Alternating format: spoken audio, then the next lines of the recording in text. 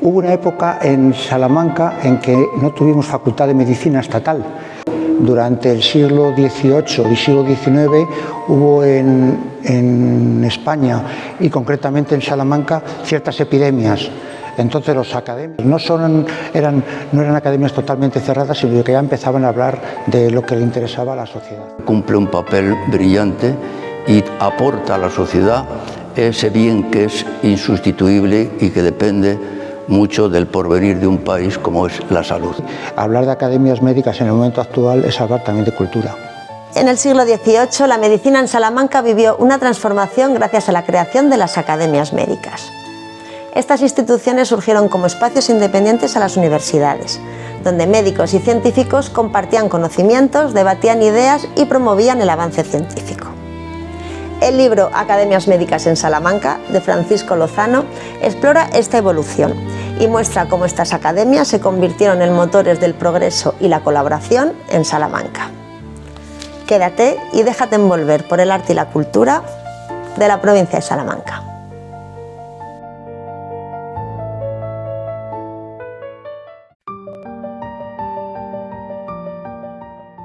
Francisco Lozano ha realizado un gran trabajo de investigación documental sobre las academias médicas de Salamanca que hoy ve la luz. Investigación sobre las que existieron en Salamanca desde el siglo XVIII a la actualidad.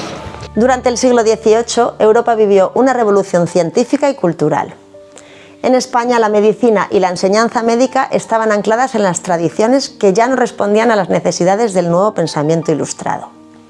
Así, médicos y científicos comenzaron a reunirse en tertulias y sociedades, que pronto se formalizarían en academias. Nacen, digamos, con una finalidad interna, es decir, en la que los académicos se reunían para discutir temas médicos fundamentalmente.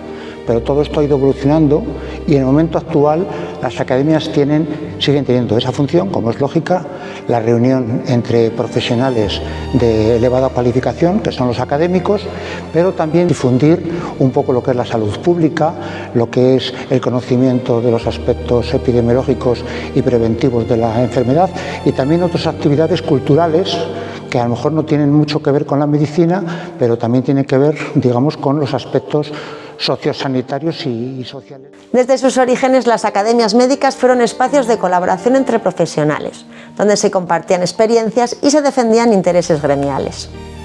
Este espíritu renovador fue clave para modernizar la medicina en Salamanca y en toda España, superando la rigidez de la enseñanza universitaria tradicional.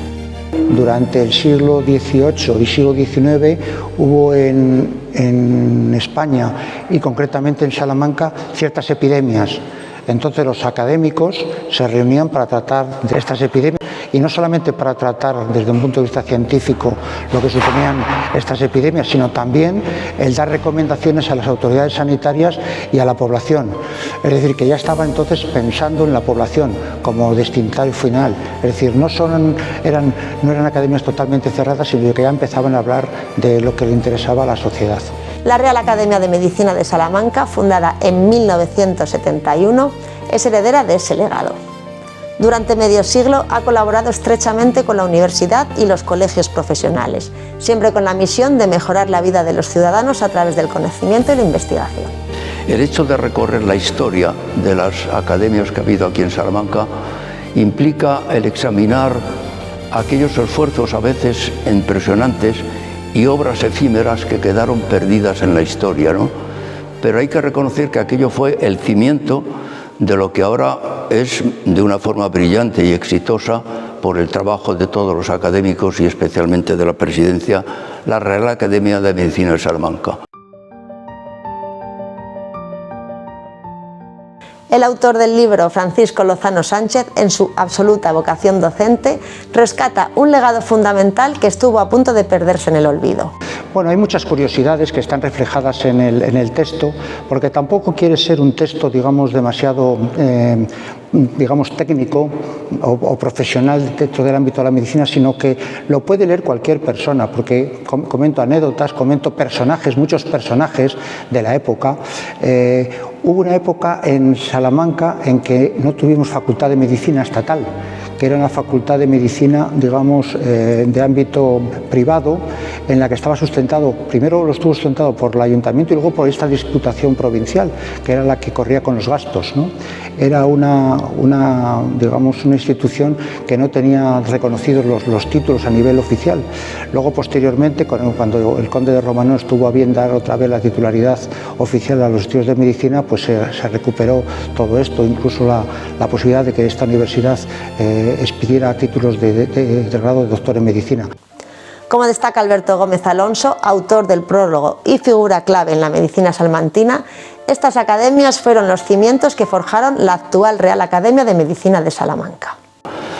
Estamos en un momento brillante de la historia, de nuestra pequeña historia, que ya ha cumplido 50 años, en conciertos, conferencias, cursos de actualización, y creo que en colaboración con el Colegio de Médicos, con la Universidad de Salamanca y otras instituciones, como es por ejemplo la Diputación de Salamanca, pues creo que cumple un papel brillante y aporta a la sociedad ese bien que es insustituible y que depende mucho del porvenir de un país como es la salud.